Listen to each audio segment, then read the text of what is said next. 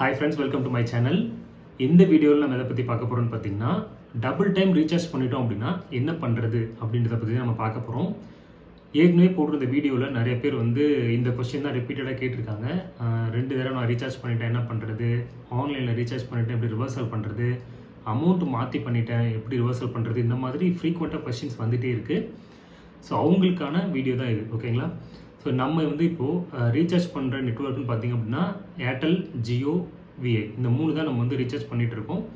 இந்த 3 நெட்வொர்க்லையுமே பார்த்திங்க அப்படின்னா ஆன்லைனில் நீங்கள் ரீசார்ஜ் பண்ணிட்டீங்க அப்படின்னா அதுக்கான ரிவர்சல் கிடையாது, ஓகேங்களா? ஃபோன்பே, கூகுள் பே இதை யூஸ் பண்ணி தான் மோஸ்ட்லி பண்ணுறாங்க. இந்த 2துலேருந்தும் நீங்கள் வேறு ஏதாவது யூபிஐ டிரான்சாக்ஷன் மூலமாக நீங்கள் பண்ணுறீங்க அப்படின்னா நீங்கள் அந்த பர்டிகுலர் சப்போர்ட்டை காண்டாக்ட் பண்ணி நீங்கள் ரிவர்சல் எடுத்தால் மட்டும்தான் பாசிபிலிட்டிஸ் உண்டு, ஓகேங்களா? மற்றபடி நீங்கள் ஆன்லைனில் பண்ண